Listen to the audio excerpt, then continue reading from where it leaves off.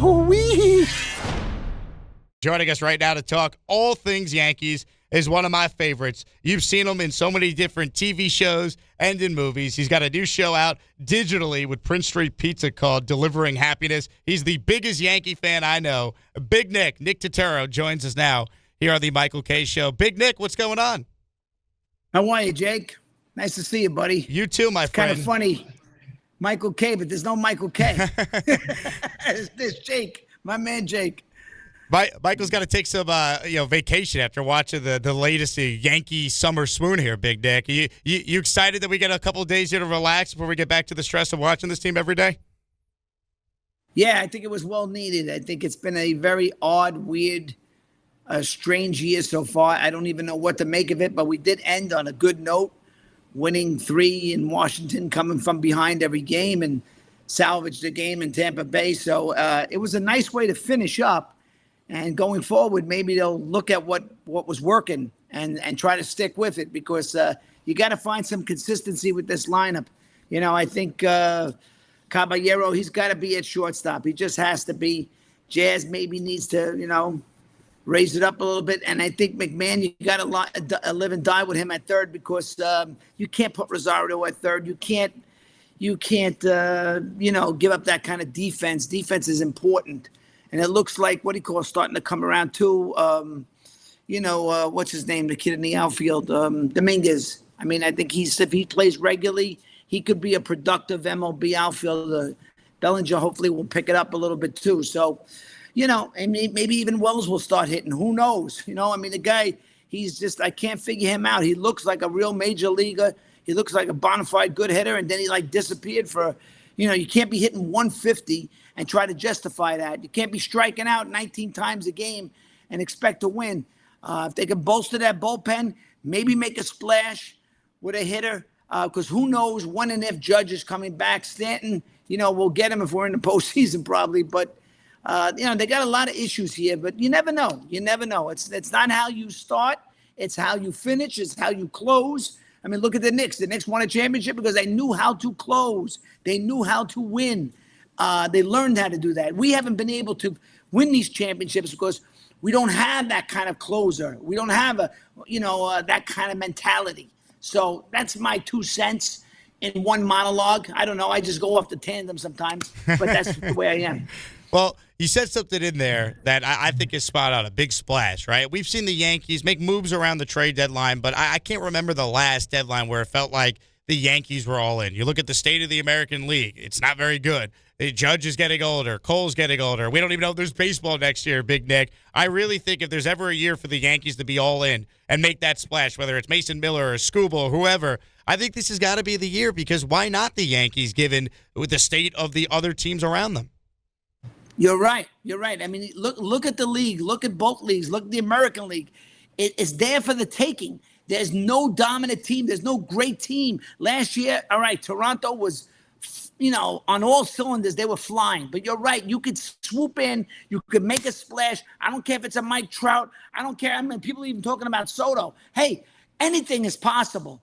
Anything. But they need to do something dramatic, because if they don't, it's not going to happen. It's just not going to happen. But the opportunity is there. It's time that they go, we're all in. We're all in. All in means, okay, then don't play it, halfway. Don't play it safe. Go for it, man. Go for it, because this could be a year that you could get in there and grab a damn ring, because they certainly need one, man. 1 in 25 years is just not cutting it. A lot of people are like, oh, you're spoiled. You're in the playoffs. No, I'm not spoiled. It's about championships. It's not about making the dance. It's about winning the dance. When I was a kid, it was harder to make the playoffs. Now it's watered down. Look at the All-Star game. It's a bore, because there's no real American League, National League. Back then, there was the junior circuit, the senior. There was bragging rights. The National League was always the dominant one. We were always the little brother. Now it's a bore. There's no juice. And Amen. the players are not even showing up. Some of these stars are not even showing up. That's a bad look, dude. You should show up. You're an all-star. You should represent. That game should mean something. And they've taken it away. They had a gimmick before about home field. That was a gimmick. If they had an American League and a National League like they used to, then you'd have some pride about, we don't want to lose to this league, you know? I was at the 77 All-Star game when I was a kid at, in Yankee Stadium. It was wild, the guys that I saw. Joe Morgan, Dave Parker, Concepcion, Dave Winfield was on the Padres. I mean, the American League, we rarely used to even win an All-Star game. The times are different. I'll say this for baseball. It's at least still a game that they play, unlike football, basketball, hockey. So they have that, but I'm with you. It definitely lacked, the star power we're used to seeing at the All-Star game. I see you wearing your Nick hat. So you still on a high or what? Yeah, I mean, Big Nick. I was going to ask you about the Knicks because obviously your brother was seen courtside at a lot of these games. I mean, what was it like watching the Knick run, being a part of it with him? Well, I wasn't really a part of it with him because it was his moment. So I didn't want to just come out of the rafters. I've been a Knick fan since I'm a kid with him. He's probably, a little bigger Knick fan than I am. I mean, so I didn't want to, rain on his parade and sort of like come in and people are like, oh, I thought you were a Yankee guy. I'm like, I am a Yankee guy, but I am a legitimate Knick fan. I was very happy for him, very happy for New York. It's a long time coming. It was a special team. I didn't know. Look what happened with the Knicks. I mean, it looked like, it was always the bruncheon show. Could one guy, and then out goes the coach. A new coach comes in, the chemistry, and OG Anunoby. I mean, it was just a special team, and I was watching it from afar. I was going to go to the last game in San Antonio.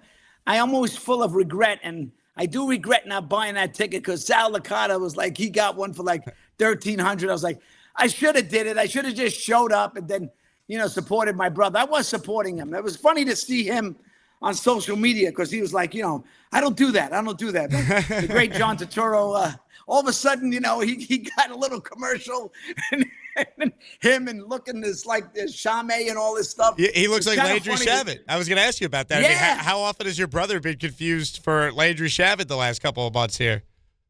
I guess that's his new gimmick now. That's his new thing now, like that he's the dad of Landry Shamet. So, it's a good thing because, I go back to 1970 watching basketball with him, with Willis Reed, Dave DeBusschere, and Earl Monroe, Clyde Frazier. I mean, I'm even go back to the ABA. I was an ABA fan, man. I saw Dr. J with an afro. I mean, you're a young guy. I saw the ABA. A lot of those teams that they took are from the ABA, the Pacers, the Spurs, the Nets. That was a great league. So basketball was my first sport. And then I fell in love with baseball on my own, and I became psychopath fan, so baseball came like just out from me, but basketball definitely was my brother John, and he influenced me a lot on that. But it's just great. It's great for the Knicks, great for New York. It's great that we got a championship back. This is New York City. This is like, it's not another city. This is like the New York Yankees. We got to win a championship. You know what I mean? Enough is enough. You're right. We have a good opportunity. I want to see if we're going to make that move. I want to see if, Cashman and Hal gets off and say, hey, do what we got to do. Do what we got to do, because this is a year where you could get in there and make it happen. Even the Dodgers are not, they're still really good, but they're beatable. They're beatable, man. But you got to do the necessary things, Jake. Amen. Amen. Big Nick Turturro, actor, producer, with us here talking all things New York sports with Big Nick. He's got a new show, Prince Street Pizza. It's called Delivering Happiness, every Wednesday at 1 p.m. Eastern. Full episodes available on the Prince Street Pizza YouTube channel. Going through your career, Nick, I mean, you've been in so many TV shows, NYPD Blue. You've been in a bunch of movies. One of my favorites, of course, is The Longest Yard. But what is the role that people most associate your career with if you could only pick one of the iconic roles you've had? Well, early in my career, I would say for the first half of my career, it was James Martinez on NYPD Blue, because that was when network television was network television. Now, everything has been watered down and, streaming and all that stuff. And then I kind of went another route when I went the comedic route, and people found out that I was funny, and Sandler put me on full blast with, Brucey and The Longest Yard. So Brucey has become like a legendary, character. And I didn't even know that was going to happen because on paper, that character was really nothing. And Adam Sandler just added lines here, there for me. And he was like, dude, you're so funny.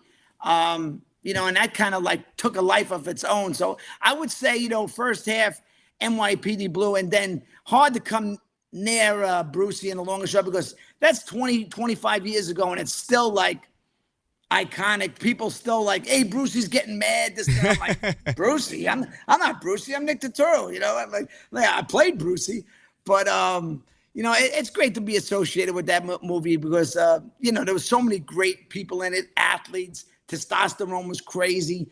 I mean, I had no idea it was going to turn out that way, but I kind of knew when I was doing it. Certain movies, certain things, you know, you feel locked in. You know, you feel like, when you're locked in at the plate or something, you're hot. I knew something was happening when I was doing it, and I was like, oh wow, this is kind of cool. I almost broke my foot. I did half of the movie like injured, but I think that added to the insanity of who I was playing in that movie. You know, I mean, I love drama, but I think anything comedic too, you know, grounded comedy is really where I live. I mean, even on social media, that's where I live. I mean, because it's like, it's passionate, but it's also funny, I guess, because it's coming from a real place. You know, one thing I am is organic. I'm not contrived. I mean, you know, I do a lot of social media and stuff like that, but really it's something I have a point of view. It's something I care about. So I'm not one of those fans that, you know, a celebrity fan. There's a few of them out there. That's really not me. I'd rather be with the people in the trenches, in the Delta Club. I don't need to be in the legend seats. I could be in the freaking last row in the upper deck. I could be in the bleachers. It don't really matter, Jake. You know, and you know, you mentioned Delivering Happiness. Yeah, that show is starting to take off. iHeartRadio, TikTok picking it up. We've had some great guests, A-Rod, Kike Hernandez, a lot of great WWE guys, if you like the WWE. Seth Rollins. We got Mariano Rivera coming up. Even John Turturro, my brother, did one. Nice of him to do that for you, huh? Yeah, Dana White. Yeah, well, you know, I couldn't get a word in. I'm like doing the interview with him. I'm like, and I'm like, all right, John, I know you want to just talk. Sort of like me, you know what I mean? I'm talking and I'm looking here and I'm looking there. I don't even know where I'm looking anymore. It's just right there. But hey, man, I always like talking to you. I think it's a good time. It's a good break that we needed, you know. So let's hope we start out with the Dodgers and do the necessary things. Make a splash. Don't just do some BS move that's going to be like, oh, we didn't do anything. Come on. Let's go. Let's do something. Let's go. You know what I mean? The Jake Asman Show is now presented by PrizePicks. PrizePicks is a daily fantasy app made simple. Just pick more or less on your favorite players' projections and build your lineup in seconds. Download the PrizePicks app today. Use code HMA to get $50 in lineups after you play your first $5 lineup. And PrizePicks is already offering NFL futures, including futures for New York Jets players. Take a look at the lineup that you see on the screen. Garrett Wilson, more than 4.5 reception touchdowns. David Bailey, he's going to have at least 7 sacks his rookie year. Arvell Reese, almost a Jet. I think he'll have at least 3 sacks in his rookie year with the Giants. That is a 3-pick power play, $10 to pay out $60. That is just an example of some of the lineups you can make over at PrizePicks. Make your own lineups today for any sport. Just download the PrizePicks app, use the code HMA, and get $50 in lineups after you play your first $5 lineup. Big Nick Turturro is our guest here. If you haven't been able to put that together, his passion just oozing through the radio. And if you're watching the show, we're streaming it, of course, on the ESPN New York YouTube channel. Couple quick hitters for you because I'm watching your new show with Prince Street, and you're eating a bunch of pizza. I mean, you got to give us some pizza takes here. So we're based in New York. You're a New York guy. What is your go-to topping that you would put on any pizza? Or are you someone who just is a traditionalist? You just want the plain cheese slice? Yeah, me personally, I'm a purist. I want my cheese pizza. I want my thin crust. But if I have a topping and if I have to go to it, probably go with the spicy spring, that crazy pepperoni that Prince Street does, which is really incredible. And I'm not even a real pepperoni guy, but the way they do that spicy spring, I mean, I'll cut it in half because it's thick and crunchy. But my go-to, it's always going to be the OG, you know, simple cheese. I mean, just like my sauce. I make a great sauce. It's simple. You know what I mean? I don't like making things too fancy. I'm not a fancy guy. Just give me that slice of pizza. It's like, you know, Saturday Night Fever when he's walking down the street with 2 slices. That's just, you know, I've been a pizza guy. It's funny that I'm in the pizza business now, but I've been a pizza guy my whole life. I mean, you know, I grew up in Rosedale, Queens, and, you know, there's great pizzerias all over. But, you know, now I'm with Prince Street. So, you know, and I do a show for them and bunch of great guys.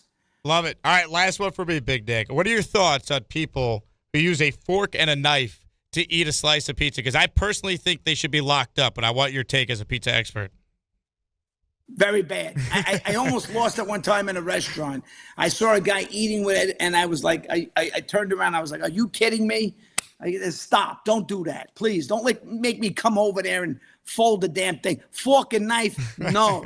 No way. I mean, even Spike Lee, who was on the show, was like, you eat pizza with a fork? And he was like going crazy. I was like, Spike, I know. That's sacrilegious. You don't do that. There are certain things you don't do as a sports fan. There's certain things you don't do with pizza. Do not put a knife and fork on a piece of pizza. You're wrong. Don't sit at my table then. I don't want to look at that. You know what I mean, Jake? Well said. I think you nailed it. Big Nick, you're the best. I'll have you on again soon. Continued success with the new show and, of course, your acting career as well. Great to catch up. Let's hope our Yanks get rolling against the Dodgers starting Friday. Thank you, Jake. You're a good man. Big Nick Turturro with us there. Check out Delivering Happiness, which is produced by Prince Street Pizza. New episodes every Wednesday on their YouTube channel. Good stuff from Nick. He's awesome.